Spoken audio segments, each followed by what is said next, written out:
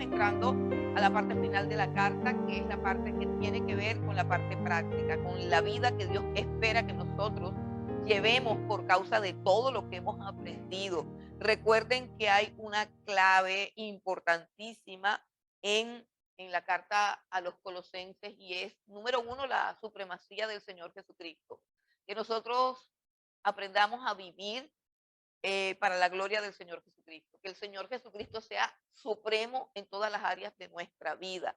Y número dos, que el Señor Jesucristo es nuestra esperanza de gloria. O sea, el Señor Jesucristo en nosotros, en nuestras vidas, es nuestra esperanza de gloria. O sea, nuestra esperanza de ser todo aquello para lo cual Dios nos creó. Recordemos que fuimos creados a la imagen de Dios, pero que esa imagen fue destrozada por el pecado. Fuimos creados a la imagen de Dios. Nosotros, los seres humanos, fuimos creados a la imagen de Dios. Fuimos creados sin pecado. Fuimos creados sin esa inclinación a hacer lo malo. Escuchaba a un predicador que a mí me gusta mucho decir, la evidencia más clara de eso es que nosotros, a nuestros hijos, a nuestros niños, les tenemos que enseñar a saludar, les tenemos que enseñar a dar las gracias, les tenemos que enseñar a compartir sus juguetes, les tenemos que enseñar a ser amables, les tenemos que enseñar a ser responsables, pero a ningún niño se le tiene que enseñar a ser mentiroso. Ellos de suyo hablan mentira. A ningún niño se le tiene que enseñar a ser egoísta, a decir esto es mío y no compartirlo con nadie. Todos son así. Y así sucesivamente, si nosotros miramos la naturaleza humana caída tal cual, sin romanticismo, sin ese romanticismo de querer ver lo que no existe, vamos a ver que el ser humano nace en pecado, nace con una inclinación al pecado y que esa inclinación al pecado es innata en él y se adquirió con la caída, pero que no es esencial en él. ¿En qué sentido? En que Dios no nos creó en el pecado. Dios no nos creó con una naturaleza caída. La creación del ser humano fue conforme a la imagen de Dios. Y teniendo en cuenta todas estas cosas, vemos que la carta a los colosenses lo que hace es mostrarnos que nuestro pecado, nuestra maldad nos ha apartado de lo que somos, de lo que hemos sido llamados a hacer, del propósito que Dios tiene en nuestras vidas y que la única solución para que nosotros recuperemos lo que somos, lo que Dios quiere que seamos, es que nos volvamos a Cristo Jesús. Cristo en nosotros es la esperanza de la gloria porque Él sí es la imagen de Dios, porque Él sí es perfecto, porque Él sí nos muestra cómo debe ser la humanidad, cómo debió ser, y Cristo nos está mostrando cómo debemos ser nosotros. Y es un asunto de fe creer que ese es nuestro llamado y avanzar en eso. El apóstol Pablo alguna vez escribió en su carta a los filipenses, cuando habla de su experiencia continua de conocer a Cristo, dice con respecto a ese grado de perfección que es llegar a la estatura de un varón perfecto que es Cristo, dice, no es que yo lo haya alcanzado ya, ni que ya sea perfecto, sino que olvidando lo que queda atrás y extendiéndome a lo que tengo por delante, avanzo al premio del supremo llamamiento de Dios en Cristo Jesús. Nosotros tenemos un llamamiento perfecto y que tenemos que tener claro que está delante de nosotros y ese llamamiento es ser como Jesús. Por encima de todos los planes que cada uno de nosotros pueda tener, por encima de todos los proyectos que cada uno de ustedes puede tener, cada creyente tiene que tener un proyecto insigne que controla su vida y es el proyecto de ser cada día más como Jesús, porque ese es el proyecto de Dios. Puede que tengamos muchos proyectos y puede que esos proyectos Dios los vaya a respaldar y puede que esos proyectos Dios los haga fracasar. Es decir, hay una cantidad de proyectos en los que podemos estar equivocados. Hay una cantidad de empresas en las cuales podemos fracasar simplemente porque no es la voluntad de Dios, porque no son buenas, porque pueden que sean errores, pero hay solamente un proyecto que es infalible porque hace parte de la voluntad de Dios en nuestras vidas y es que cada día nos parezcamos más al Señor Jesucristo. y que nuestra vida está centrada en el Señor Jesucristo. Que el conocimiento pleno o el conocimiento del Señor Jesucristo es lo que nos hace crecer y nos hace ser mejores personas. En la clase anterior, en la clase anterior vimos que cuando se duda de la perfección de la obra de Cristo para transformarnos, hay unas corrientes que nos amenazan para embolatarnos. Es decir, cuando nosotros experimentamos esas frustraciones que a menudo experimentamos, yo las experimento y yo supongo que todos ustedes también, experimentamos la frustración de que queremos ser mejores personas, pero que no siempre lo logramos, de que queremos caminar a un nivel más alto, pero no siempre lo logramos. La frustración de no dar la talla. Ese es un sentimiento que experimentamos porque el proceso de santificación es un proceso que se está cumpliendo en nosotros paulatinamente. Pero cuando nosotros le damos como que mucha rienda suelta al pensamiento con respecto a nuestros propios fracasos, a nuestras propias fallas espirituales, a nuestros propios errores, a nuestros propios pecados, por decirlo así, entonces somos vulnerables de ser engañados como que lo que te hace falta es ayunar más, lo que te hace falta es una experiencia extrasensorial, espiritual, lo que te hace falta es esto, lo que te hace falta es lo otro, hay algo que tú tienes que hacer y en fin, empezamos a pensar que no estamos completos en Cristo, sino que estamos incompletos. Y aparecen las tres corrientes humanas, no bíblicas, no cristocéntricas, como son el legalismo, el misticismo y el ascetismo. Y esto no quiere decir que usted no deba cumplir con los mandamientos del Señor. Y esto no tiene que ver con que no necesitamos ni orar, ni ayunar, ni vigilar. No tiene que ver con que no podemos tener sueños, visiones, profecías. No, no tiene que ver con eso. Lo que quiere decir el apóstol Pablo aquí es que nunca, nunca, nunca vas a estar incompleto. Es decir, que no has alcanzado, que llegues a engañarte de tal manera que no has alcanzado la perfección porque no tienes esas cosas. No, no, estamos completos en Cristo Jesús. Y la vida cristiana no consiste ni en legalismo o moralismo, podríamos llamarlo, algunos teólogos lo llaman moralismo. Es decir, que el cristianismo es simplemente hacer lo correcto siempre, tener una vida moral intachable, buscar siempre hacer lo bueno. Sí, pero si eso se hace con el enfoque equivocado, es decir, con un enfoque humano, con un enfoque centrado en mi yo, en mi ego, en querer yo con mi fuerza ser mejor, es también un pecado porque le estoy robando la gloria al Señor y estoy robando la supremacía del Señor Jesucristo. Mi vida tiene que consistir simplemente en amar, conocer, servir y obedecer al Señor Jesucristo por gratitud porque Él me salvó. Entonces, esas tres corrientes que nos hacen sentir incompletos, que nos hacen sentir que falta algo, o, por ejemplo, en el caso del misticismo, hay unas personas místicas que se creen más espirituales que los demás y le hacen creer al otro que porque no tiene esas experiencias extrañas, no está metido con Dios o le hace falta algo o no es perfecto delante de Dios. O sea, siempre es como esa tendencia a disminuirnos o a hacernos sentir incompletos. Y el asunto no es que estemos incompletos, sino que no hemos comprendido la plenitud de lo que Cristo ha hecho en nuestras vidas. Entonces, si la vida cristiana no es ni misticismo, ni ascetismo, ni legalismo, entonces, ¿qué es la vida cristiana? Y el apóstol Pablo comienza hablando de la vida práctica con una frase que pudiera parecer misticismo, pero gracias a que está dentro de ese contexto sabemos que no es misticismo. Esa frase donde él dice, si pues habéis resucitado con Cristo, buscad las cosas de arriba donde está Cristo sentado a la diestra de Dios. Poned la mira en las cosas de arriba, no en las de la tierra, porque habéis muerto y vuestra vida está escondida con Cristo en Dios. Eso lo puede un místico interpretar como que, entonces yo no voy a hacer nada, sino que me voy a dedicar a la contemplación, me voy a dedicar al ayuno, a la búsqueda, me voy a encerrar en una gruta hasta que yo entre en un estado espiritual más intenso, más profundo. O sea, se pueden dar todas esas cosas, pero eso no es lo que el apóstol Pablo está diciendo aquí. Buscar las cosas de arriba donde está Cristo sentado a la diestra de Dios es buscar a Cristo. ¿Y cuáles son las cosas de arriba? ¿Cuáles son las cosas de Cristo? Todo aquello que es justo, todo aquello que es bueno, todo aquello que es puro, todo aquello que es bondad, todo aquello que es amor. ¿Y dónde se viven esas cosas? Pues esas cosas se viven aquí en la tierra.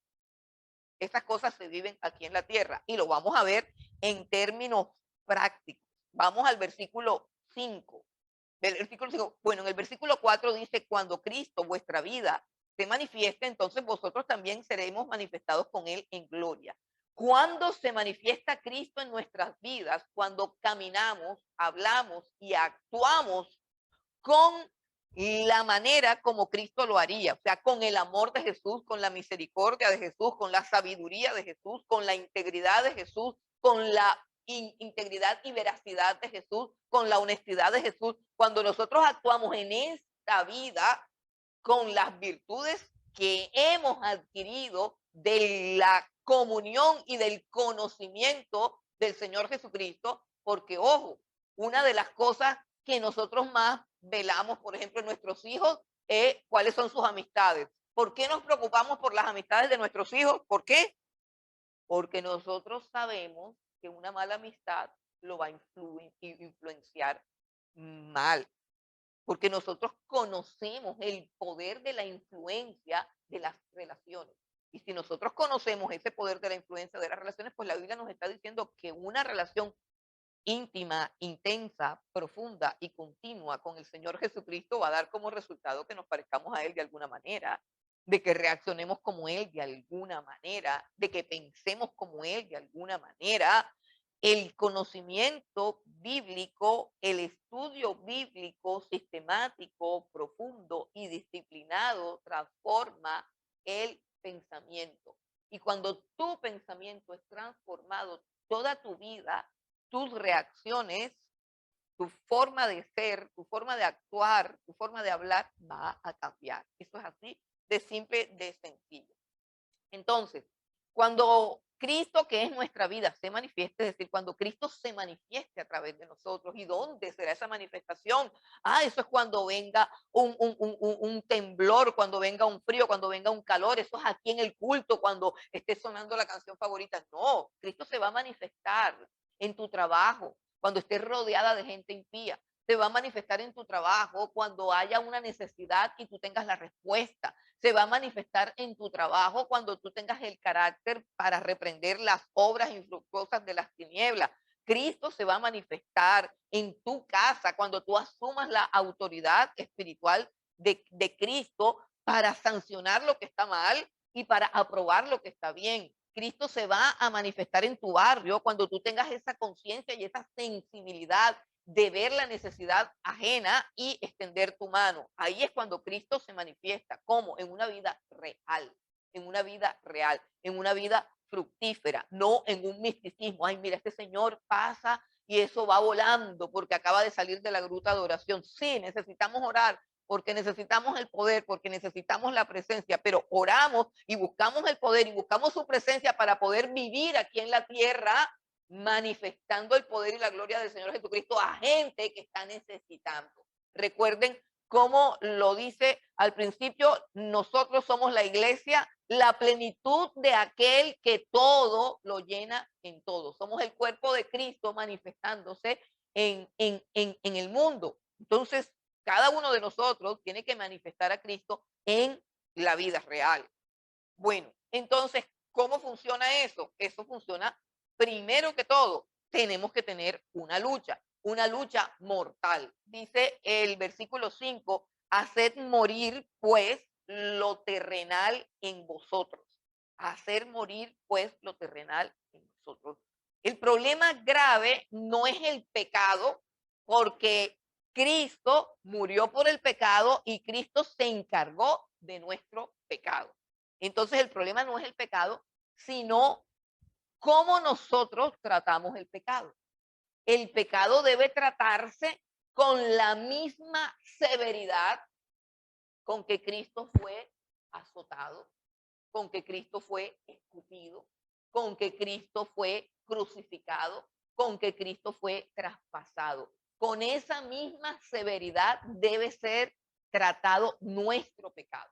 El problema de no crecer es que nosotros somos felices aplicando esa severidad al pecado ajeno y no al pecado de nosotros. Nosotros tenemos una lengua bien afilada para hablar del pecado de los demás. Pero cuando se trata del pecado de nosotros, tenemos una capacidad de justificación, tenemos una gama de excusas y tenemos una tendencia a suavizar las cosas y decir, lo que pasó fue que yo estaba triste porque no sé qué y no sé qué y una cantidad de cosas. Entonces, lo primero que nosotros tenemos que hacer es ver el pecado que hay en nosotros, que si bien no siempre le ganamos la batalla, pero la batalla está perdida si ese pecado está abrazado, si ese pecado está consentido, si ese pecado está excusado. Es que yo soy así porque a mí me trataron mal cuando yo era chiquito.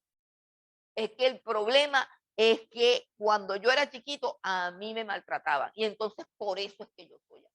Yo soy una persona grosera porque es que todos eran groseros en mi casa. No porque no sé qué. Entonces, cuando nosotros tratamos el pecado así, pues por supuesto el pecado se enseñorea de nosotros y no hay manera de que el Espíritu Santo haga la obra contraria. ¿Cuál es la obra contraria del Espíritu Santo? Jesús dijo, les conviene que yo me vaya porque si yo me voy, vendrá el Consolador. Y cuando Él venga, ¿qué va a hacer el Consolador? Convencerá al mundo de pecado, de justicia y de juicio. O sea que la labor del Espíritu Santo dentro de ti es convencerte de que el pecado que has cometido es grave y digno de un juicio y de condenación.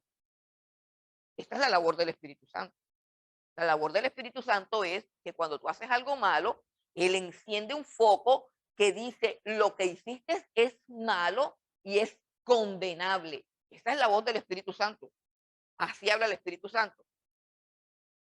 Pero nuestra mente, que es enemiga, dice lo que pasa es esto y lo que pasa es lo otro. Entonces, ¿qué está diciendo el apóstol Pablo aquí? Haced morir pues lo terrenal en vosotros, hacerlo morir. Y comienza primero con los pecados de la carne. Y dice fornicación, impureza, pasiones desordenadas, malos deseos y avaricia.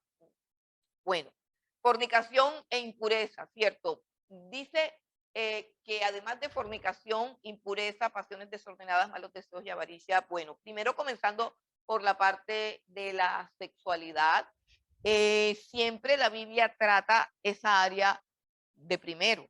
Y uno de los problemas que vemos, repito, es que no tratamos eso de esa manera, o sea, hacerlo morir. ¿Por qué? Bueno, por ejemplo, ahora mismo se está desarrollando como una ideología a favor de todo tipo de impureza sexual, o sea, una ideología que reclama la práctica de la sexualidad como un derecho y una necesidad para el desarrollo de la personalidad. Y pareciera como que cada persona tiene derecho a practicar cualquier cosa porque la sexualidad es prácticamente un derecho. Y la Biblia tiene un pensamiento diferente. Un área que tiene que ser limpiada, un área que tiene que ser purificada es el área de la sexualidad. Y eso no tiene que ver con la práctica real de la fornicación o del adulterio o de las cosas que nosotros podemos señalar externamente, que podemos ver y decir, ah, no, si él era adúltero, pero dejó al amante, el otro era fornicario, pero ya no, eso no va hasta ahí. Eso es lo mínimo que sucede cuando una persona se convierte a Cristo, deja de fornicar. Cuando una persona se convierte a Cristo, deja el adulterio inmediatamente, pero queda dentro del corazón y dentro de la mente la impureza sexual.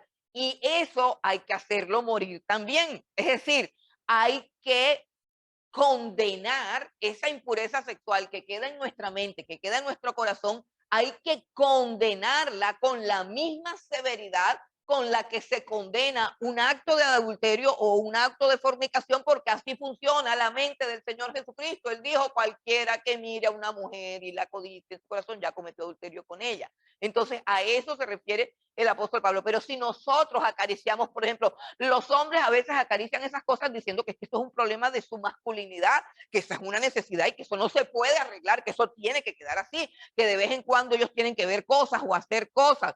Entonces, si nosotros no tratamos eso como tiene que ser tratado, hacerlo morir, no va a formarse en nosotros la imagen del Señor Jesucristo. Entonces, todo tiene que ver con qué? Con la percepción que tenemos del pecado, con la percepción que tenemos de nuestro pecado y de nuestra maldad. Si nosotros, porque estamos vivos y siempre pensamos en las mismas impurezas y en las mismas cochinadas, y como nadie se da cuenta y no nos ha caído un rayo, decimos que ese es como un derecho que nosotros tenemos y no trabajamos contra eso, mirándolo como tiene que ser mirado, entonces simplemente nos pasmamos en esa área y nunca vamos a alcanzar la estatura de un varón perfecto que es Cristo Jesús.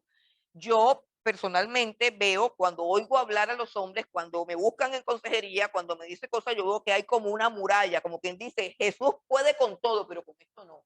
Y acabamos de decir que Jesucristo todo lo puede, que Él es soberano, que Él es supremo, que en Él estamos completos y que en Él estamos perfectos. Sí, pero en términos prácticos, cuando se refiere a la sexualidad, los hombres dicen, no, hasta ahí, con eso Él no pudo. O sea, Él en eso fracasó, por eso es que yo tengo que seguir en las que ando. Entonces, ojo con eso, porque el apóstol Pablo también era hombre y todos los que escribieron acerca de la santificación y vivieron el proceso de santificación, pues la mayoría eran hombres, ya. Estoy hablando de eso por los hombres, pero las mujeres no se quedan atrás. Entonces hay una cantidad de impureza, hay una cantidad de pecados que tienen que ver con nuestra carne, con nuestra mente, con nuestros pensamientos y que, pues, si bien Cristo murió por esos pecados, el problema es que nosotros no los estamos tratando como deben ser tratados. Hay que hacerlos morir, hay que hacerlos morir. Y estoy hablando en términos prácticos. Jesús dijo, si tu mano derecha te es ocasión de caer, pues te la cortas, así de sencillo. Si el problema es el televisor, pues no ves televisor. Si el problema es el celular, pues no usas el celular. Si el problema, ¿por qué? Porque Jesús está diciendo, puede ser tu mano derecha. Pero yo, ¿cómo me voy a cortar la mano derecha? Es lo mismo que, pues, pero yo, ¿cómo voy a andar sin celular? Jesús dijo, aunque fuese tu mano derecha. Esto es algo tan sencillo, pero, repito, es la obediencia a esto que Dios nos llama, lo que permite que Dios pueda actuar y hacer la obra en nuestras vidas. Entonces dice que debemos hacer morir la impureza, la fornicación y todo. Pero hay algo interesante que dice, bueno, la parte de la sexualidad tiene que ver con los deseos sexuales, pero esos no son los únicos deseos que están corrompidos en el ser humano. También hay otros deseos, como el deseo de la codicia. Recuerden que son tres áreas: los deseos de los ojos, los deseos de la carne, la vanagloria de la vida. Los deseos de los ojos tienen que ver con la codicia, los deseos de la carne tienen que ver con la sexualidad, la glotonería, el tomar, el comer, el beber, todas esas cosas que tienen que ver con la satisfacción de mi cuerpo, de mi carne, pero también están los deseos de los ojos que tienen que ver con este deseo de tener el mejor carro, de tener la mejor casa, de comprar la mejor ropa, de la codicia como tal. Y dice que eso es avaricia. Y hay algo bien importante, porque a este pecado, dicen los estudiosos de este texto, dicen que la avaricia tiene en el texto griego, la avaricia tiene un artículo definido que los demás pecados no lo tienen y que le da una relevancia, como si la avaricia fuera algo muchísimo más fuerte aún y que hay que tratar con mayor cuidado la avaricia, porque es un pecado muchísimo más peligroso que el resto de los pecados. Y dice la avaricia, que es idolatría. La avaricia, que es idolatría. ¿Qué es la avaricia? La avaricia es el deseo desenfrenado de tener más, de poseer más. La avaricia tiene que ver con el valor que le damos al dinero y a las cosas materiales. Y de hecho, Jesús en el Sermón del Monte habló de dos señores. Ninguno puede servir a dos señores, porque amará al uno y aborrecerá al otro. Y ese señor solamente enumeró un señor y dijo, no pueden servir a Dios y a las riquezas. Y la palabra que fue traducida como riquezas es un término griego mamón, que es el dios del dinero, que es el dios de la plata, del dinero, mamón. O sea que lo que Jesús dijo es que solamente habían dos dioses en este mundo. Solamente hay dos dioses en el mundo, el Dios verdadero y el Dios dinero. Solamente hay dos dioses, el Dios verdadero y el Dios dinero. Y la fidelidad a esos dos dioses siempre estará en pugna, siempre estará en pugna. O sea, lo que Pablo nos está diciendo aquí es de todos los pecados, el que más se puede apartar de Dios es la avaricia. La avaricia. Y porque es que la avaricia te va a llevar a todo lo demás. La avaricia te va a llevar a mentir, la avaricia te va a llevar a fornicar, la avaricia te va a llevar a todas las cosas. Cuando nosotros vemos una iglesia donde se predica y se estimula a los creyentes a la avaricia, porque en la predicación se estimula la avaricia, ese carro que tanto has querido, solamente tienes que visualizarlo, solamente tienes que declararlo, es tuyo por el poder de la palabra y todas esas cosas que parecieran actos de fe, pero que realmente es un entrenamiento para un desenfreno de la avaricia. En todas las iglesias que se hacen esas prácticas hay unos escándalos morales, hay unos escándalos sexuales grandísimos. ¿Por qué? Porque es que cuando una persona codicia algo, un carro, una casa, una cartera, unos zapatos, lo que sea, y le enseñan que es un derecho codiciarlo, ella puede pasar fácilmente de codiciar cosas a codiciar personas. Entonces de ahí se salta de la avaricia nos lleva a la fornicación, nos lleva al adulterio y por eso en todas esas iglesias donde se predica la prosperidad siempre hay escándalos sexuales, siempre hay escándalos sexuales. Entonces, aquí la avaricia ocupa un centro y eso es algo que nosotros tenemos que examinar en nuestra vida cristiana, de qué manera me relaciono yo con el dinero. ¿De qué manera me relaciono yo con el dinero? ¿Es el dinero un tesoro para mí? ¿Es mi vida una búsqueda centrada en el dinero y en el bienestar material como lo es la de todo el mundo? Porque el Dios dinero realmente es el Dios de toda la tierra. O sea, todo el que no se ha rendido al Señor Jesucristo está rendido al Dios dinero. O sea, vive para conseguir dinero. Si no tiene el dinero, tiene amargura. O sea, el Dios dinero puede adorarse de mil maneras. Estoy amargado, triste y frustrado porque no tengo dinero. Esa es una manera de adorar el dinero. O sea, lo adoro ¿por qué? Porque digo, si lo tuviera fuera feliz, pero como no lo tengo, estoy amargado, estoy triste y odio a las personas que tienen dinero. ¿Por qué? Porque tienen lo que yo quisiera tener, porque me da rabia que ellas lo tengan y que yo no lo tenga. Esa es una forma de idolatría al dinero. Y lo otro es ser feliz porque se tiene dinero y dedicarse solamente a disfrutar de ese dinero, a cuidar a ese dinero, que no me falte el dinero, que el dinero es mío, que esto, que lo otro. Entonces yo tengo que examinar cómo me relaciono yo con el dinero, porque mi relación con el dinero dice mucho acerca de mi estatura espiritual. Mi relación con el dinero habla mucho acerca de mi fidelidad a Cristo. La manera como yo administro mi dinero dice claramente si Cristo ocupa el primer lugar en mi corazón o es el dinero. Repito, el dinero es un señor.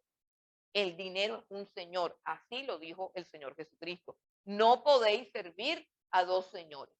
el dinero se apodera de tu corazón y se convierte en lo más importante de tu vida. ¿Y vives para qué? Para producirlo, para guardarlo, para atesorarlo, para disfrutarlo. Y la vida consiste en el Dios dinero. Es más, puede ser que vengas a la iglesia para que te vaya bien y tengas dinero. O sea, no vienes a la iglesia para adorar al Señor Jesucristo, sino porque realmente tú no quieres quedarte nunca sin dinero. Y tu adoración y tu búsqueda de Dios es realmente una búsqueda de prosperidad y de dinero. Eso es supremamente engañoso y es idolatría. Es una idolatría total y tenemos que tener muchísimo cuidado. ¿Qué hay que hacer con esa avaricia? Hacerla morir, hacerla morir, hacerla morir.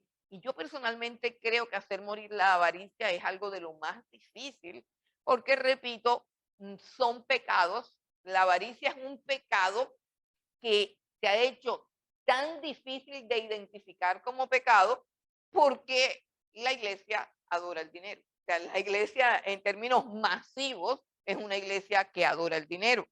Y inclusive hay otras iglesias que se jactan de su pobreza. ¿Sí me hago entender? Y cuando esas iglesias se jactan de su pobreza, están diciendo que la santidad consiste en no tener dinero. Y eso también es un error, porque eso no tiene nada que ver. Estaba pensando en qué libro vamos a estudiar y estaba pensando en Santiago, que Santiago habla mucho acerca de estas cosas. O sea, que el ser rico o ser pobre no tiene nada que ver con la salvación. En la salvación hay gente blanca, hay gente negra, hay gente rica, hay gente pobre, hay mujeres, hay hombres, hay indígenas, hay gente del tercer mundo, hay gente del primer mundo. O sea, son simplemente diferencias que hay, pero nada tiene que ver ni con la santidad ni con la espiritualidad de las personas. El ser rico y el ser pobre es simplemente una condición social, como lo es ser jefe de un lugar, como lo es ser gerente o ser secretaria. Es decir, yo no soy más espiritual si soy el gerente, ni soy más espiritual si soy la secretaria. No tiene nada que ver, no tiene nada que ver eso. Entonces, el problema está en la avaricia. Y la avaricia se diagnostica precisamente cuando nosotros examinamos la manera como administramos el dinero, la manera como administramos nuestras cosas. Entonces, hay que hacer morir la avaricia. Y dice, en cuanto a estos pecados que están en la primera lista es el versículo 5, esa es la primera lista de pecados. Y cuando miramos esta lista de pecados, dice algo en particular de esta lista y dice que por estos pecados, o sea, por estos pecados que están en esta lista, la ira de Dios ha venido sobre los hijos de desobediencia. Los hijos de desobediencia no somos nosotros. Los hijos de desobediencia son todos los inconversos que no han obedecido el evangelio. ¿Qué es lo que está queriendo decir aquí el apóstol Pablo? Que la práctica de estos pecados es la que trae consigo una manifestación específica de la ira de Dios sobre estas personas.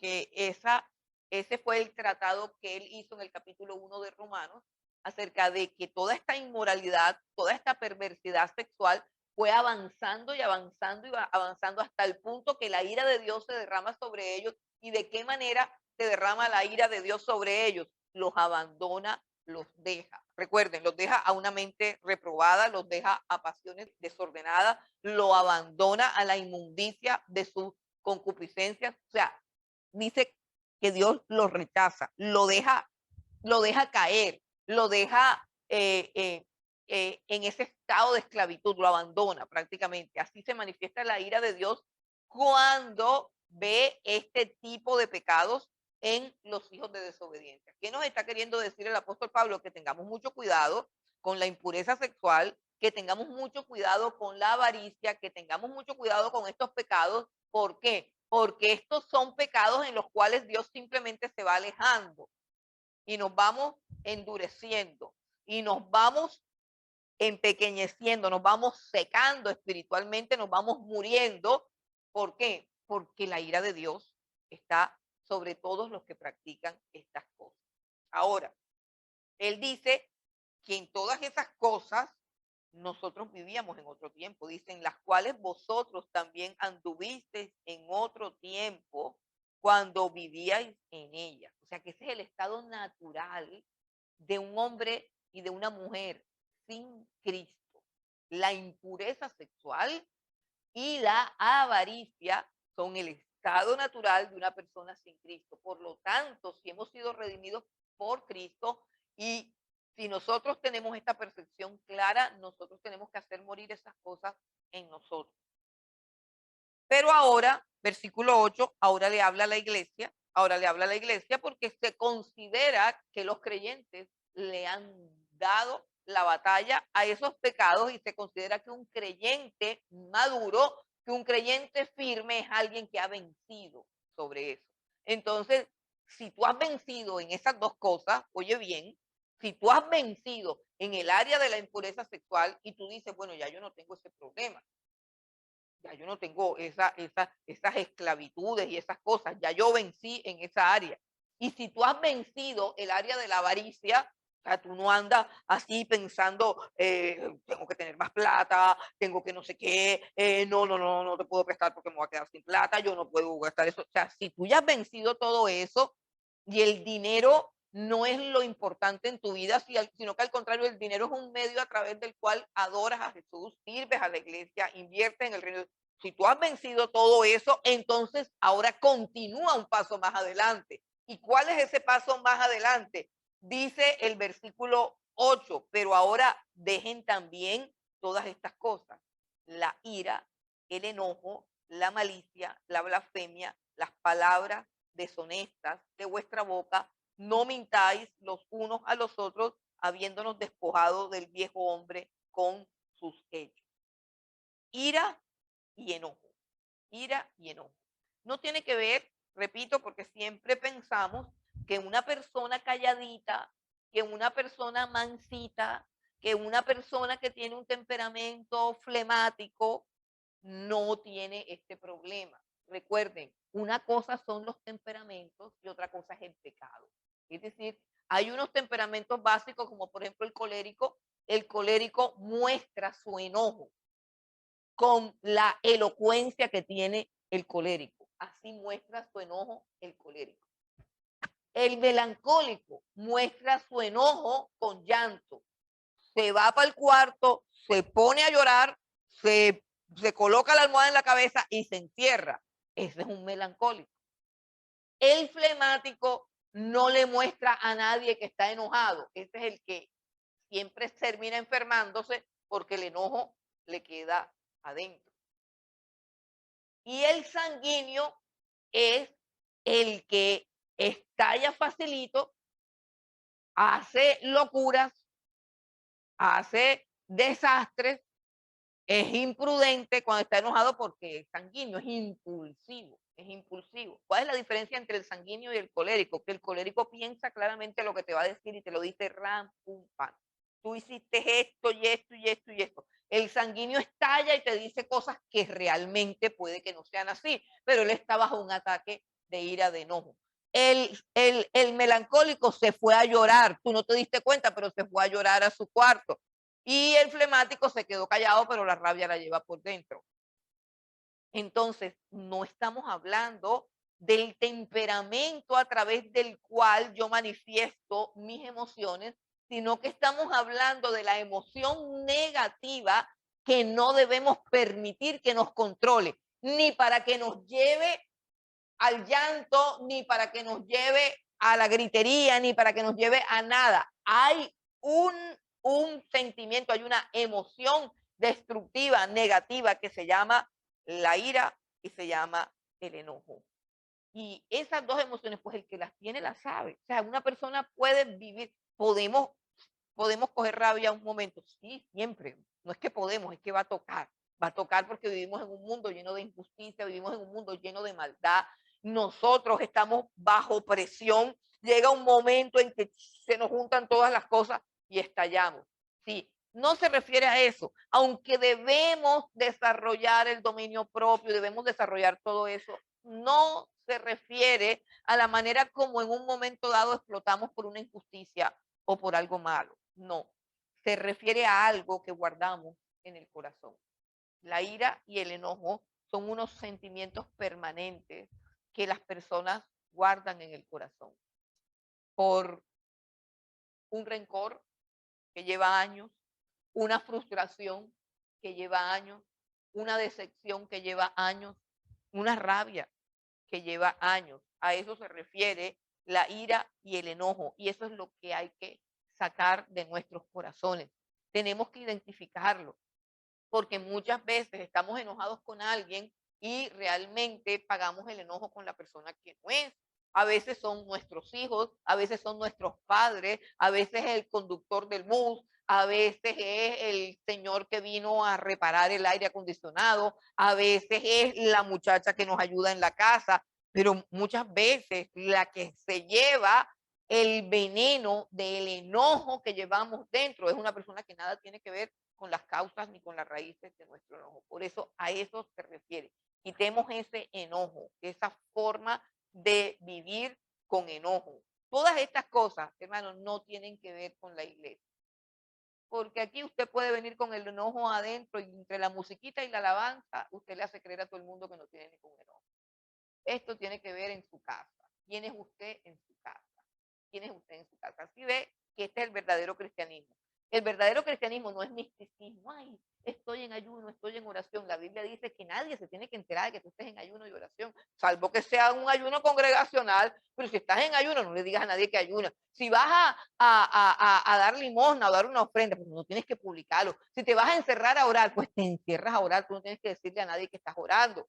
Pero la vida cristiana no consiste en eso. La vida cristiana consiste en la forma como tú te relacionas con la gente que vive dentro de las cuatro paredes de tu casa. Allí es donde se tiene que manifestar el cristianismo, porque eso es lo que es real, eso es lo que es verdadero. La gritería, la contienda, el maltratar a las personas con las que conviven son las que muestran quién eres tú realmente. Lo demás es un circo. Si no hay una transformación real en tu intimidad, en el lugar donde tú te estás moviendo, tú estás haciendo aquí una obra de teatro. Es tu esposo y tu esposa los que tienen que ver el resultado de la obra que Cristo hace en tu vida. Por eso es que nos vamos a orar en la mañana temprano. ¿Por qué? Porque nos vamos a enfrentar todo el día a la necedad de los hijos, a la imprudencia de la suegra, a todo eso nos vamos a enfrentar y necesitamos tener el dominio propio, la sabiduría, la mansedumbre, la templanza y todo eso nos lo da el Señor Jesucristo. Y ese es el verdadero cristianismo. Que en tu casa se acabe la gritería, que de tu boca no salgan palabras deshonestas, que sepas dar una blanda respuesta, que la gente diga, ay, ya no me insultó como antes, ay, ya no hizo esto, se volvió responsable, se volvió amoroso, se volvió respetuoso, se volvió humilde. Eso sí es cristianismo. Eso sí es cristianismo. Por eso es que es términos prácticos, prácticos. Hay que dejar la ira, el enojo. Si tú eres una persona en tu casa malhumorada, gritona, amargada, eso tiene que cambiar. Y tú tienes el Espíritu Santo. Pero qué tal que te vas allá a ayunar, a orar, y te tocan la puerta o algo, y tú lo que haces es gritar e insultar a todo el mundo. Yo te pregunto, las personas que hay alrededor en tu casa, ¿querrán ser como tú? ¿Querrán ser como tú? El error más grande que yo veo es que las personas, yo conozco mucha gente, no aquí, no, y de verdad no es aquí, no lo estoy diciendo para despistar. Conozco mucha gente, tengo familiares que dicen que son cristianos y se dedican, hermano, a mandarle prédicas a todo el mundo, a corregirle los pecados a todo el mundo, se meten con la Virgen María, se meten con todos los santos, sacan toda serie de argumentos bíblicos, mire, machacan a todo el mundo, machacan al Papa, machacan, le sacan a todo el mundo. Pero nadie les hace caso. ¿Por qué? Porque están llenos de enojo, porque están llenos de ira, porque sus vidas no han cambiado. Eso no es testimonio para nada. Dios no te ha mandado a eso. Dios te ha mandado a que seas ejemplo de integridad, de amor, de mansedumbre, de humildad, de gozo, de paz. Cualquier familia se convertiría si uno de sus miembros es transformado con esta transformación.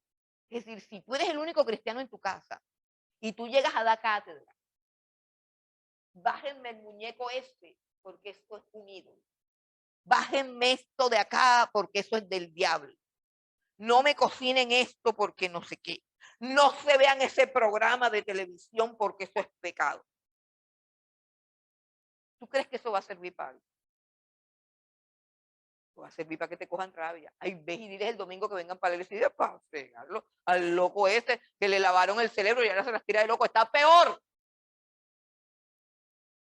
El mismo gritón, el mismo amarcado, pero ahora condenando a todo el mundo. Eso no es cristianismo. Eso no es cristianismo. Pero si ese gritón y ese amargado llega a la casa lleno de gozo, lleno de amor, lleno de humildad, lleno de mansedumbre, lleno de dominio propio, lleno de templanza, comienza a servir a la gente, comienza a preocuparse por sus hijos, por su esposa, por su hogar, ayuda, se humilla, se pone la toalla y hace todo eso, la gente va a decir, yo sí quiero, ¿sabe qué le pasó? Bueno, que eso es sencillo. El problema es quién somos en nuestras casas. Y créame que a mí la gente viene, imagínese que ahora mi esposo dice que el niño tiene que hacer la primera comunión. Que la haga, que haga la primera y que haga la segunda. Tú también la hiciste. Una pelotera porque el padre dice que hay que hacer la primera comunión y la Biblia dice, ¿qué importa, hermano, si tú también la hiciste? No, pero es que no sé qué. No, hermano, no. Cambia tú, cambia tú. El que tiene que cambiar eres tú. El que ha sido llamado por Dios eres tú. Cambia tú, no cambias a las demás personas. Deja el circo porque eso no sirve, eso no gana almas. Tú no puedes predicarle a tu familia si tú no eres transformado, no te puedes ganar a nadie. Lo único que te vas a ganar es una enemistad. Y vas a decir, es que estoy padeciendo persecución por causa de la justicia. No, por causa de la imprudencia, por causa de la hipocresía, por causa de tu duro corazón. Tú no has cambiado, estás peor que antes. Si quieres conquistar a alguien en tu casa, primero deja que el Señor te transforme. Dice que se quite la ira, el enojo, la malicia. La malicia es decir, estar pensando mal. Ah, tú no lo trajiste. Eso fue que tú no lo trajiste para que yo no lo cogiera por no sé qué. O sea, los hechos son, no lo trajiste. Pero la malicia me dice, no lo trajiste por la maldad. ¿Sí entiendes? O sea, nosotros conocemos las motivaciones de los actos de las personas. No, nosotros solamente conocemos los actos de las personas. Las motivaciones solamente las puede juzgar Dios. Eso se llama malicia. Malicia es que yo le atribuya las intenciones que yo creo a los demás. Tú lo único que puedes decir es, ¿lo partiste o no lo partiste? Es decir, no lo partiste a propósito. Lo partiste para que yo te comprara otro. Lo partiste porque no sé qué. No, ya de ahí para adelante se llama malicia. Malicia. Dice, deja la malicia, deja la blasfemia. Bueno, la blasfemia es hablar mal de cosas santas, de cosas profanas, profanar cosas que son santas. Yo creo que eso no tiene tanto problema, más sin embargo, yo he visto que todavía hay creyentes que disfrutan de algunos chistes que tienen que ver con las cosas de Dios. O sea, chistes donde ridiculizan al Señor Jesucristo, chistes donde ridiculizan a los apóstoles, chistes donde ridiculizan las cosas de Dios, chistes donde ridiculizan la obra del Espíritu Santo. Entonces, hay que mirar que eso no es bueno. Eso no es bueno. Por ejemplo, si nosotros escuchamos una prédica y al salir de la prédica se están haciendo chistes con la prédica afuera, esa es una forma de blasfemar, esa es una forma de profanar la palabra de Dios y hacer que la palabra de Dios sea quitada del corazón y se convierta simplemente en un motivo de chiste. Entonces, blasfemia, palabras deshonestas de vuestra boca, ¿cierto? Las palabras que, que no son dignas de una boca que tiene que alabar a Dios, orar a Dios, hablar a Dios, proclamar la palabra de Dios. Así de sencillo, pues yo tengo que corregir mi vocabulario y tengo que mejorar mi léxico. Luego dice, no mintáis los unos a los otros. No mintáis los unos a los otros.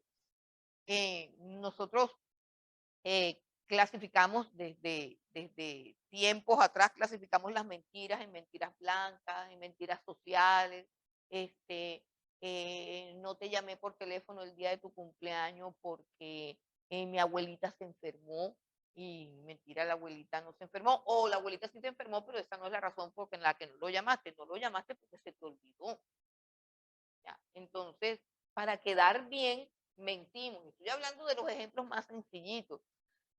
Y la mentira es mentira. La mentira es del diablo. La grande y la chiquita también.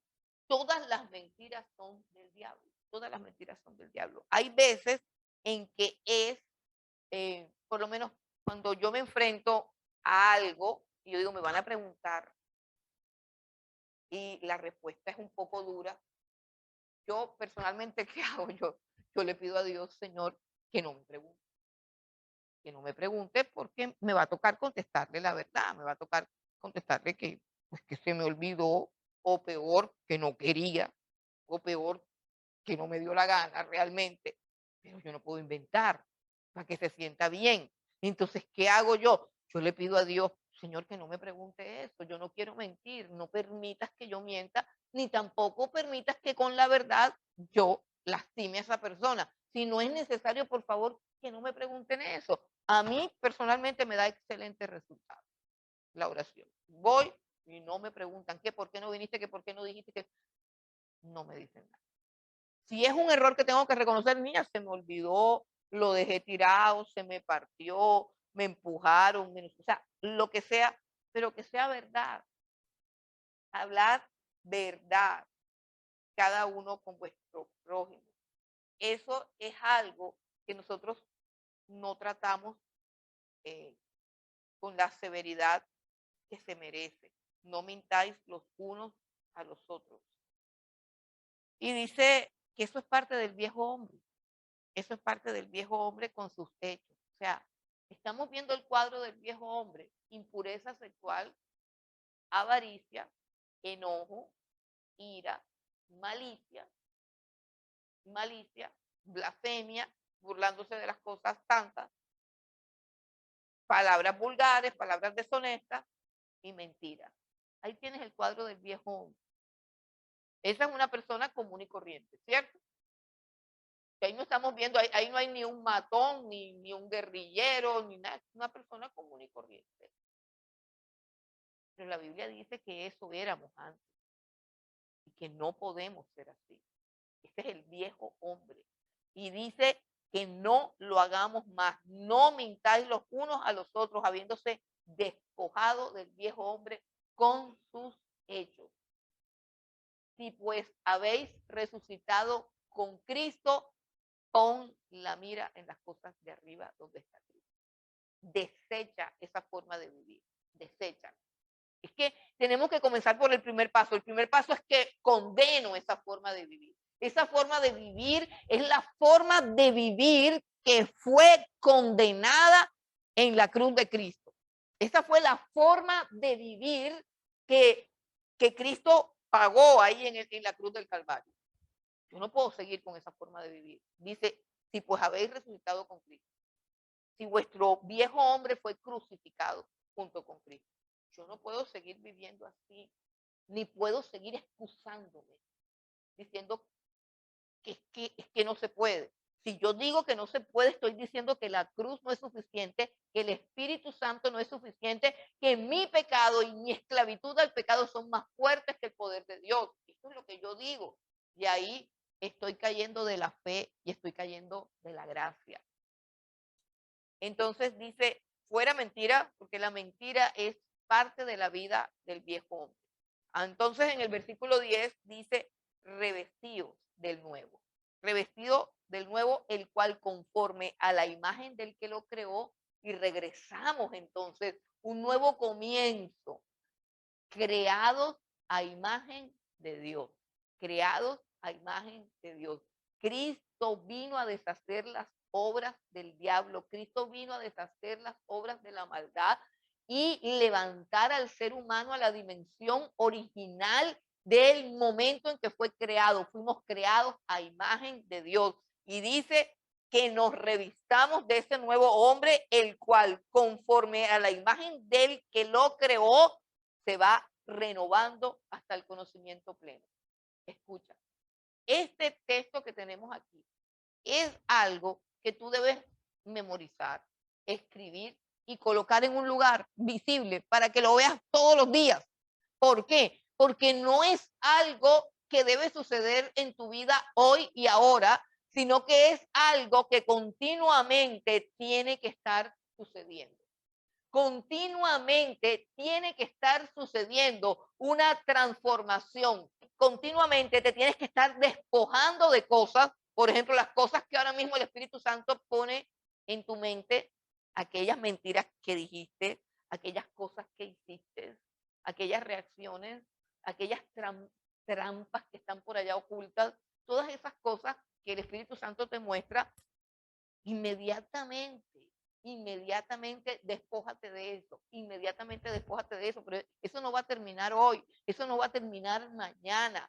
Aquí dice claramente, revestidos del nuevo, el cual conforme a la imagen del que lo creó, o sea, la imagen de Cristo, se va renovando hasta el conocimiento pleno, se va renovando, y aquí ya hablan de un proceso continuo. Tienes que estarte renovando, Si hasta ayer eras tramposo, deja de ser tramposo.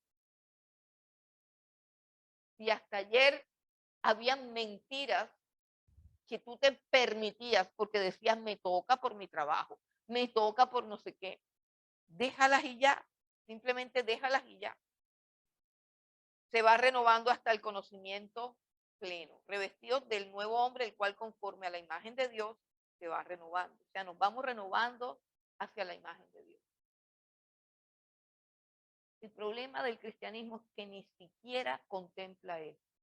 Lo que yo veo, lo que yo percibo, es que hay gente que no contempla eso. Contemplan la vida cristiana como una vida de salvación, donde se adquieren unas conductas religiosas como venir los domingos al culto, trabajar en algunas áreas o algunos departamentos y seguir viviendo sin cambio alguno. Y pasa el tiempo y no hay transformación. Tú tienes que ser una persona que continuamente eres transformada, porque sabes que con el tiempo todo el mundo te va conociendo, todo el mundo te va conociendo. Y dicen, él es así. No, tienes que cambiar, tienes que estar en un proceso de renovación. Dice, se va renovando hasta el conocimiento pleno. Recuerden que el método de la santificación es ir conociendo cada vez más al Señor Jesucristo. Y en la medida en que lo conocemos más, nos parecemos más a Él. El versículo 11 dice, donde no hay griego ni judío, circuncisión ni incircuncisión, bárbaro ni excita, siervo ni libre, sino que Cristo es el todo y en todos. O sea que antes había gente de bien, como ahora. ¿Sabes? Ahora vemos que hay gente de bien, o sea, gente que pertenece a un estrato social que tiene buenas costumbres. Ya, así también eran aquellos tiempos. Había gente judía que se suponía que era gente moralmente correcta, había gente bárbara, que eran personas con unas formas de vida grotescas, horribles, excitas que también eran bien corruptos. Estaba la diferenciación entre los esclavos y los que eran libres, pero ahora el apóstol Pablo dice que según la transformación que Dios hace en tu vida, ya no hay ninguna división en la iglesia, que en la iglesia todos estamos en un proceso continuo de renovarnos para parecernos al Señor Jesucristo. Y el versículo 12 dice, vestidos pues como escogidos de Dios. ¿Cómo debe estar vestida una persona que ha sido escogida por Dios? De santidad y de amor, dice santos y amados, de entrañable misericordia, misericordia, una palabra preciosa. Misericordia es lo contrario a lo que hacen muchos cristianos de señalar con el dedo, juzgar y condenar a los demás, porque saben mucha Biblia, porque saben muchos mandamientos y condenan desde la mamá que les hace la sopa hasta a la persona que se encuentran en la calle, a todos los condenan con el dedo. Y dice que no, que tenemos que estar vestidos de entrañable misericordia, de benignidad, de humildad, de mansedumbre y de paciencia. Revise todas esas cosas, aplíquelas a su vida. Pregúntese si usted cuando camina en la calle, cuando usted hace una fila para obtener algo, usted está vestido de eso. Yo pienso que esas son las cosas a las que Dios nos llama.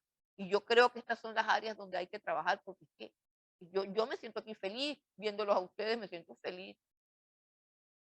Me imagino que habrá gente que verá cosas malas en mí, pues sí, pero yo me siento feliz, me siento como en el cielo, rodeada de gente, de ángeles, de bendición. Bueno, pero cuando yo estoy haciendo una cola y se me pasan adelante, yo no me siento así como tan feliz, ni me siento ni tan santa ni tan pura. Me comienzan a pasar unas ideas así como que, pero esta gente, yo tengo problemas con eso. Yo tengo problemas porque nosotros vivimos en un país donde porque no en todas partes es así, pero nosotros vivimos en un país donde es la ley del tramposo, y sobre todo aquí en la costa, sobre todo en la costa. Aquí el costeño dice, entre más tramposo y avispado sea, yo soy el costeño. Aquí para volarse la fila, y eso no tiene que ver con estratos sociales. No, no, no. Yo he visto señoras súper arregladas, emparangonadas, que se cuelan en la fila. Cosa horrible. Entonces, yo personalmente no tengo en esos momentos la entrañable misericordia, la benignidad, la humildad, la mansedumbre y la paciencia. A mí, eso es que eso ni me pasa por la mente. Yo me quedo así como que, y como yo no tengo problemas de irme a llorar, se lo voy a cantar. Y a mí me toca ponerme a orar en una fila, me toca ponerme a orar en un banco, me toca ponerme a orar en la EPS, me toca ponerme a orar porque es que, ¿cómo hacemos? Y es ahí donde Dios nos llama a tener eso, en la casa, con los niños, con los grandes, con los viejos, cómo manejar toda esta situación. Versículo 13, soportándonos unos a otros. Este es el cristianismo. Por eso, cristianismo no es ir al culto, hermano. Ir al culto es ir a que Dios nos hable, a ver qué es lo que hay que hacer. Pero la vida cristiana es un continuo morir, es una continua lucha, y no con los demonios, hermano. Gente que anda peleando con los demonios. Y la Biblia dice que Cristo es cabeza de todo principado, de toda potestad. No, con el demonio con el que tiene que pelear es con usted. Usted es ese demonio que coge rabia, que se impacienta, que pierde la mansedumbre. Ese demonio soy yo. Ese es el que tengo que amarrar.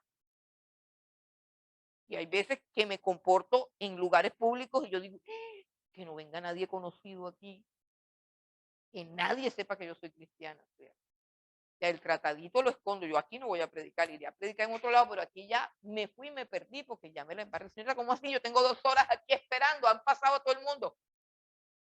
Yo tengo problemas con eso. Y después le digo que Cristo, ¿cuál Cristo? Si yo no me soporté que se pasara en una persona, no puedo hablar del Señor ahí. Y esa es la vida cristiana. Esa es la vida. De eso nos debemos encargar. Dice, soportándonos unos a otros y perdonándonos unos a otros si alguno tuviera queja contra otro, de la manera que Cristo nos perdonó, así también hacedlo vosotros. Y sobre todas estas cosas, vestidos de amor, que es el vínculo perfecto.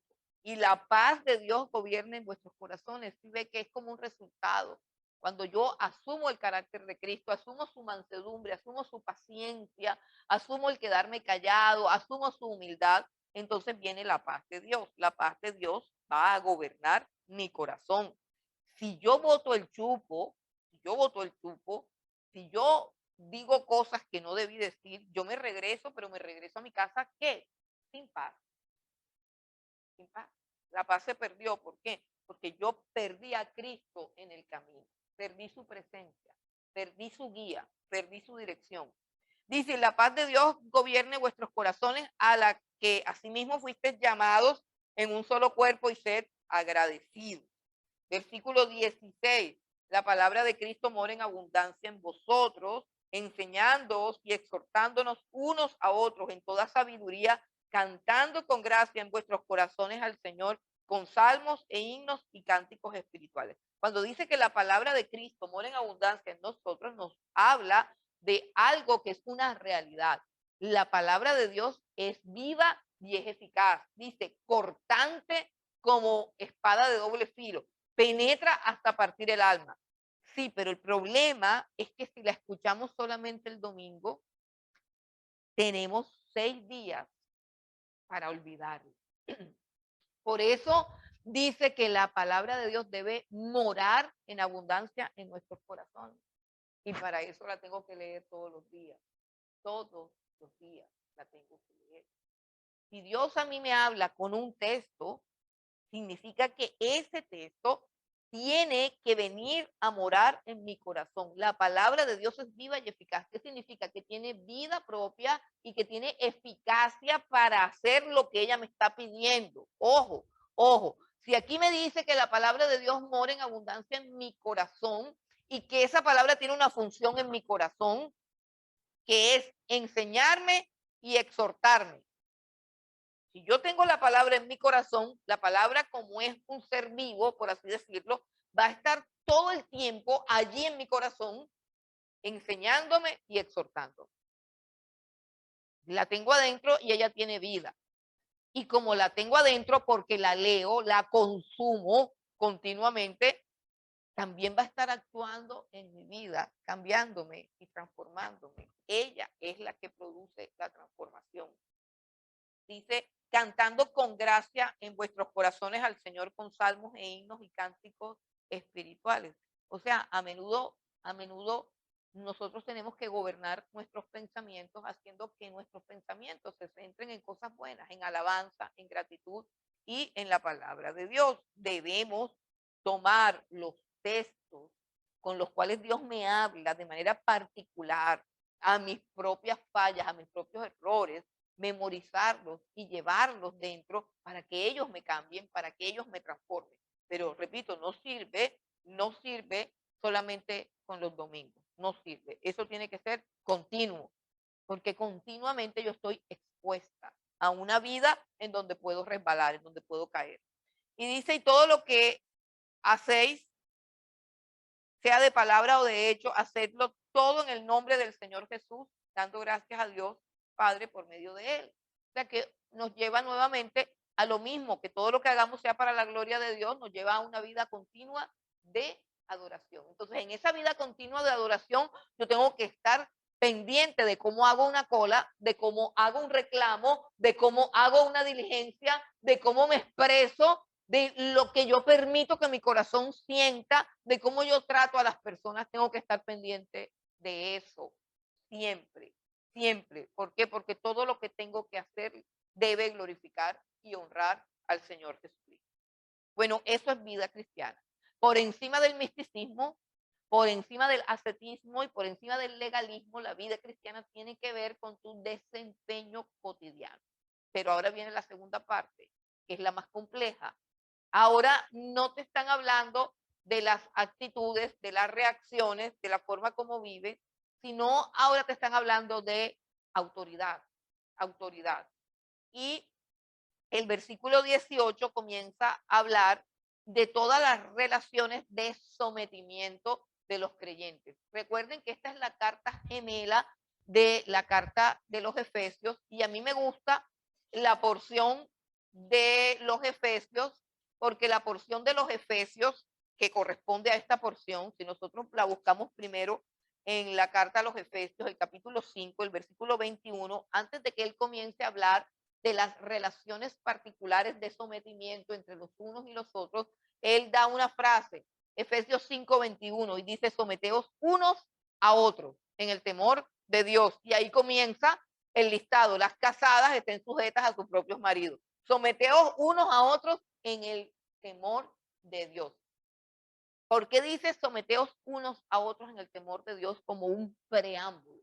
Como un preámbulo. Recordemos lo que hemos visto de que Cristo es cabeza de todo principado, de todo potestad, y eso nos habla de jerarquía. El Señor Jesucristo es la cabeza suprema de una jerarquía. Hay un orden, hay una jerarquía de autoridad, y nosotros somos un cuerpo y tenemos que engranar en ese orden y en esa jerarquía. Entonces, lo primero que se tiene que recuperar son las relaciones de autoridad, de sometimiento. Lo primero que tiene que desaparecer de nuestro corazón es el individualismo, la autonomía, el yo hago lo que pienso, el yo me mando solo, y tengo que entrar en un proceso de sometimiento a muchísimas relaciones. Dice: someteos los unos a los otros. ¿Qué quiere decir? Que no hay nadie dentro del cuerpo de Cristo que no esté sometido. No hay nadie dentro del cuerpo de Cristo que no esté sometido, porque el sometimiento es los unos a los otros y es un sometimiento bilateral. Díganlo como lo quieren decir, es decir, cada quien tiene una apreciación personal del sometimiento y no ve las características completas del sometimiento, que es bilateral. Por ejemplo, dice: las casadas estén sujetas a vuestros maridos como conviene en el Señor. Maridos, amad a vuestras mujeres y no seáis ásperos con ellas. Si usted lee bien eso, y si lo lee en el libro de Efesios o en la carta a los, se va a dar cuenta que a las mujeres se les pide una forma de sometimiento, pero a los hombres también se les pide otra forma de sometimiento, porque los hombres tienen que cuidar de la mujer, tienen que amar a la mujer, tienen que proteger a la mujer, y esa es una forma de estar sometido. Porque si no se somete a la mujer y hace lo que le da la gana y no atiende a la mujer y no la cuida, es un rebelde también.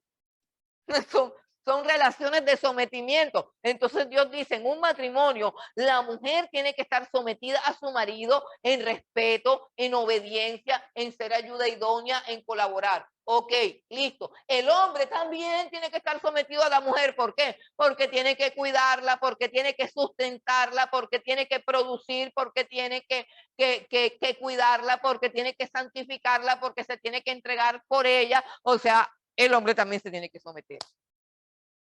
Eso es elemental, solo que son formas diferentes según el rol que me toca, pero yo me tengo que someter. Ahora dice: hijos, obedeced a vuestros padres en todo, porque eso agrada al Señor. Y vamos a ver una relación también bilateral, porque los padres también estamos sometidos a los hijos, sometidos a que hay que criarlos, a que hay que mantenerlos, a que hay que educarlos, a que hay que tener cuidado, porque si me da mucha rabia y lo castigo más de la cuenta es malo, y si tampoco lo castigo nada también es malo. Un sometimiento, así lo dice: hijos, obedezcan a vuestros padres en todo. Y después dice: padres, no exasperen a vuestros hijos para que no se desalienten. Es decir, no te pases de autoridad, no te pases de la disciplina, no te pases de las exigencias. Tú tienes que saber qué le exiges al pelado. Entonces, esto es un sometimiento. Yo no le puedo exigir a un hijo lo que me da la gana. Yo tengo que saber qué le voy a exigir. Le voy a exigir aquello que él esté capacitado para dar y que tenga que ser responsable de dar. Pero yo no puedo exigirle algo que él no pueda dar. Por ejemplo, hay padres que cogen a sus hijos y les exigen una calificación en un área y el pelado para esa área es bruto.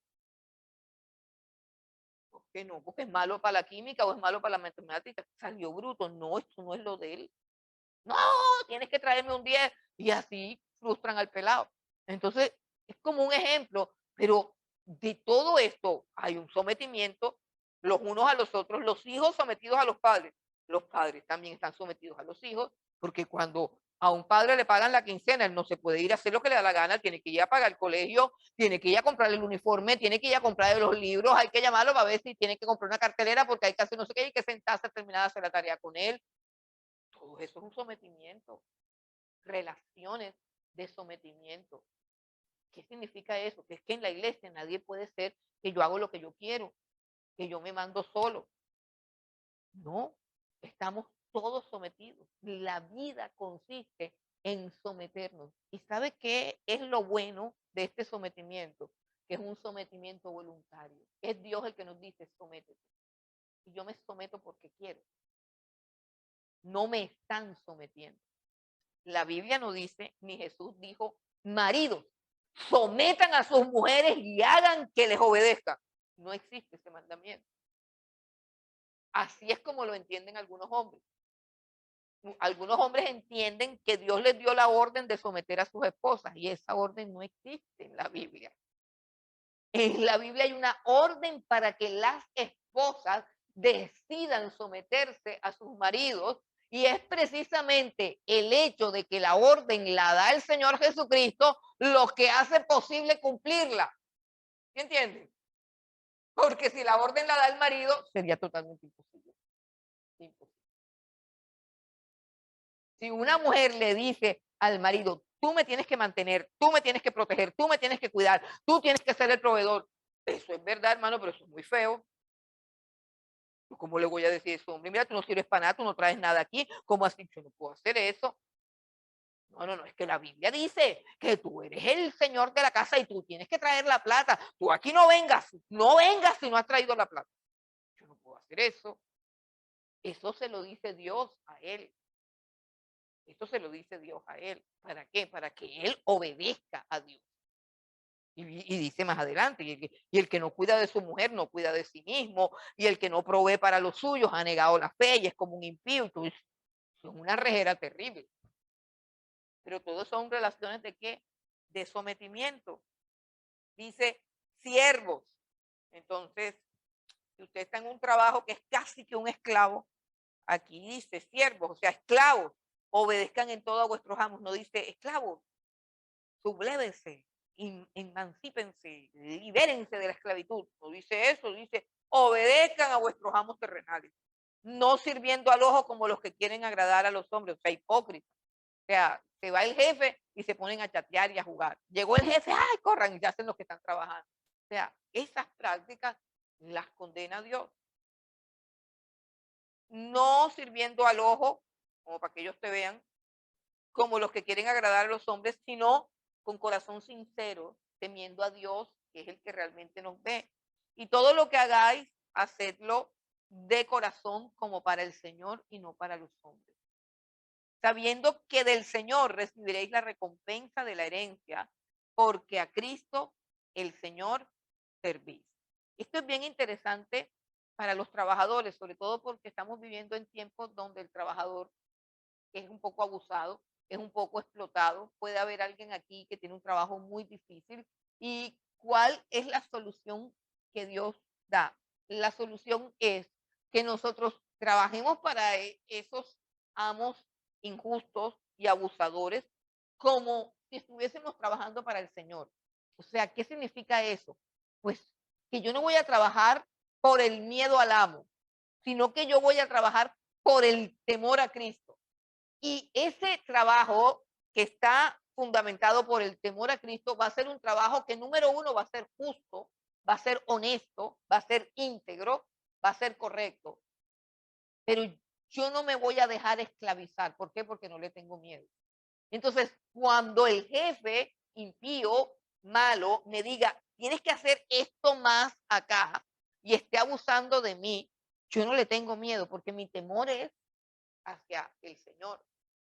Entonces, al no temerme, al no temerle yo a ese hombre, sino al tener la conciencia que dice aquí, sabiendo que del Señor recibiréis la recompensa de la herencia, porque a Cristo el Señor es a quien sirve. Es decir, cuando yo convierto mi trabajo en una forma de adorar al Señor y lo hago con integridad y lo hago con excelencia, cumpliendo todas las normas, cumpliendo todo, yo no le temo al hombre. O sea, no le temo al hombre. O sea, si me vota, Dios me sustentará. Y cuando desaparece ese temor, si me votan, me voy a morir del hambre. Entonces, yo puedo trabajar en paz, yo puedo trabajar con libertad, haciendo todo lo que me compete y aún puedo dar más, con amor, sí, mientras yo pueda dar más, sin sacrificar lo que es de Dios. Al César lo que es del César y a Dios lo que es de Dios. Pero lo importante de este tipo de relaciones es que haya una sujeción. Y es primeramente una sujeción a Dios y en segundo lugar una sujeción al hombre. O sea, trabajo para un jefe que es inconverso, pero hago las cosas correctamente, no me robo el tiempo de la empresa, no abuso, hago todo bien. Y si en dado caso el jefe no pueda reconocerlo, si en dado caso tramen algo contra mí y me voten, a Cristo, el Señor, es al que he servido. Él me sustentará, Él me ayudará, Él me socorrerá en el momento de una injusticia, Él me va a defender. Entonces dice el versículo 25, más el que hace injusticia recibirá la injusticia que hiciere porque no haya acepción de personas. O sea, Dios castiga la injusticia. Amos ahora en el caso de que usted sea cristiano y tenga trabajadores, tenga personas que trabajan para usted. Dice, amos, haced lo que es justo y recto con vuestros siervos, sabiendo que también vosotros tenéis un amo en los cielos. ¿Qué significa eso? Que si yo tengo personas que trabajan para mí, yo tengo que tratarlas con justicia, tengo que tratarlas con misericordia, tengo que tratarlas como Cristo las trataría, tengo que pagarle lo justo, no puedo violar sus derechos. O sea, tengo que ser un jefe, tengo que ser un amo, por así decirlo, justo, correcto, haciendo lo bueno. Dice, haced lo justo y lo recto con vuestros siervos, sabiendo que también vosotros tenemos un amo en los cielos. Todas las personas que están bajo nuestra autoridad deben, deben recibir de nosotros la justicia, la integridad y la honestidad y también la misericordia y la paciencia que nosotros recibimos de nuestro amo celestial, que es el Señor Jesucristo. Bueno, tenemos las últimas recomendaciones de la carta y dice, perseveren en oración, velando en ella con acción de gracias, orando también al mismo tiempo por nosotros, para que el Señor nos abra puerta para la palabra, a fin de dar a conocer el misterio de Cristo por el cual estoy preso, para que lo manifieste como debo hablar. Aquí hay unas peticiones de oración para las personas que a veces oran y dicen, pero es que ya yo no sé qué es que vamos a pedir. Aquí hay una petición. Dice, orando por nosotros. Usted debe orar por todos los que predican la palabra de Dios. ¿Por qué? Porque el avance del reino de los cielos es a través de la predicación de la palabra del Señor. Y Dios ha constituido a los siervos que predican la palabra de Dios, pero alrededor de esos siervos hay toda una lucha y una batalla espiritual, por lo cual orar por esas personas que predican la palabra de Dios verdadera es un aporte grandísimo a la extensión del reino. Si usted quiere ser una persona fructífera, mire, si usted quiere que cuando llegue al cielo le pongan una corona bien grande, ore por todos los que predican la palabra de Dios. Ore por todas las personas que tienen un ministerio de la palabra de Dios. Dice, orando también al mismo tiempo por nosotros. ¿Qué hay que pedir? Dice, para que el Señor nos abra puerta para la palabra. Que Dios a esas personas que les ha dado el ministerio de la predicación de la palabra, les abra puertas. Puerta significa oportunidades para predicar. Gente que los pueda escuchar. ¿Para qué? Para que el reino de los cielos se expanda. Dice que nos abra puerta para la palabra a fin de dar a conocer el misterio de Cristo, por el cual también estoy preso. Y la otra petición es para que lo manifieste como debo hablar. En otras palabras, que Dios nos dé de nuevo, que Dios nos dé de nuevo para predicar su palabra. Estas son peticiones que son supremamente importantes. El apóstol Pablo las escribió aquí específicamente. Quiero que oren por mí. Y no dijo, para que yo salga de la prisión. No. Yo quiero que oren por mí para que Dios me abra puertas para predicar la palabra y que me dé la capacidad de expresarme correctamente. Estas son las dos peticiones para los siervos de Dios. Que Dios abra puertas para que ellos prediquen la palabra, o sea, abra puertas para el evangelio y les dé la capacidad de predicarlo con la claridad. Dice que para que lo manifieste como debe hablar. Luego, las últimas recomendaciones dice: andad sabiamente para con los de afuera, redimiendo el tiempo. Sea vuestra palabra siempre con gracia, sazonada con sal, para que sepáis cómo debe responder a cada uno. Y el apóstol Pablo, al despedirse, miren que todo esto tiene que ver con cómo hablamos, cómo hablamos. Y lo importante que debemos entender nosotros es que los creyentes hablan. O sea, no hay tal cosa como un creyente callado. Dice, no, es que yo soy una persona muy callada. No, de pronto hay gente muy habladora, que habla más de la cuenta, y gente más prudente. Pero usted como creyente tiene que ser una persona que hable y que hable la palabra de Dios, es decir, que pueda aprovechar oportunidades para hablar de parte de Dios.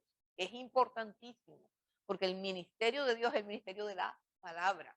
En el principio era el verbo, y el verbo era con Dios y el verbo era Dios. O sea, en otras Biblias dice la palabra. Si usted es creyente, usted tiene que hablar, hablar.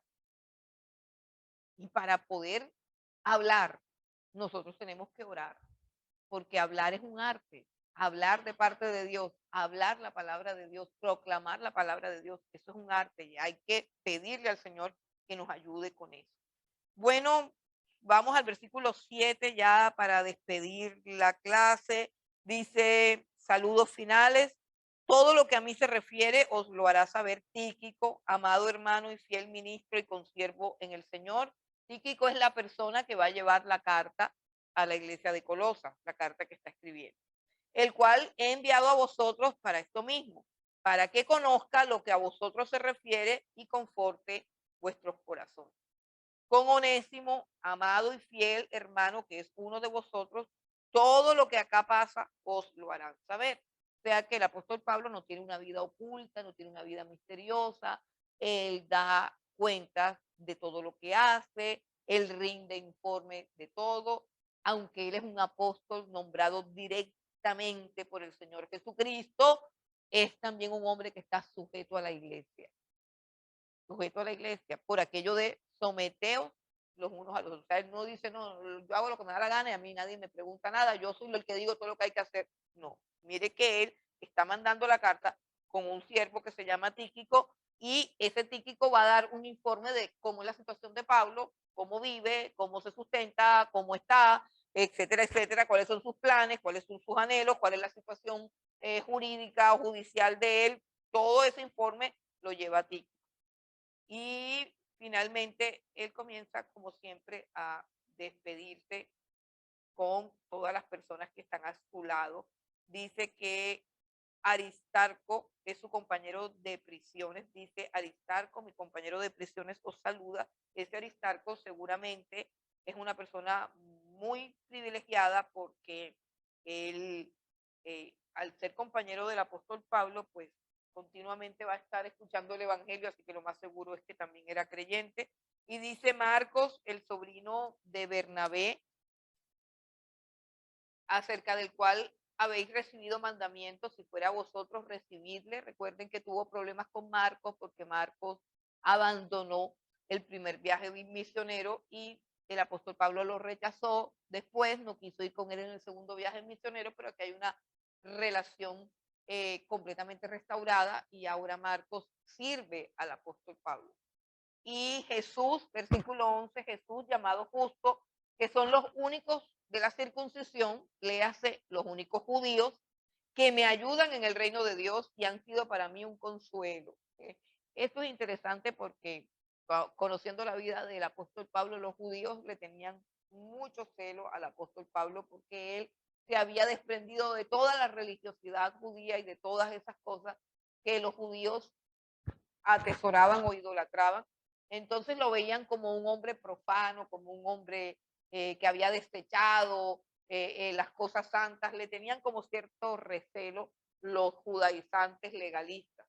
Entonces para él, estos dos hombres que son judíos, que no son gentiles, son una bendición. Dice, y Jesús llamado el justo, que son los únicos de la circuncisión que me ayudan, o sea, Marcos y Jesús. Versículo 12, os saluda Epafras, el cual es uno de vosotros, siervo de Cristo, siempre rogando encarecidamente por vosotros en sus oraciones, para que estéis firmes, perfectos y completos en todo lo que Dios quiere. Aquí tenemos las oraciones de Epafras continuas. Dice siempre rogando. Epafras es uno de los líderes o quizás el pastor principal o el líder principal de la iglesia eh, de Colosas. Este Epafras dice que siempre está rogando encarecidamente por todos los colosenses. ¿Y qué es lo que pide? Que los colosenses estén firmes, que sean perfectos, o sea, que estén completos, firmes, perfectos y completos en todo lo que Dios quiere. Porque de él doy testimonio de que tiene gran solicitud por vosotros y por los que están en la Odisea y los que están en Hierápolis. O sea, parece ser que él también viajaba a la iglesia de la Odisea, es un gran siervo de Dios. Os saluda Lucas, el médico amado, y Demas. Saludad a los hermanos que están en la Odisea y a Ninfas y a la iglesia que está en su casa. Demas aquí no tiene ninguna descripción porque Demas como que en ese momento el apóstol Pablo lo veía como raro y Demas fue aquel que abandonó al apóstol Pablo porque amaba más al mundo.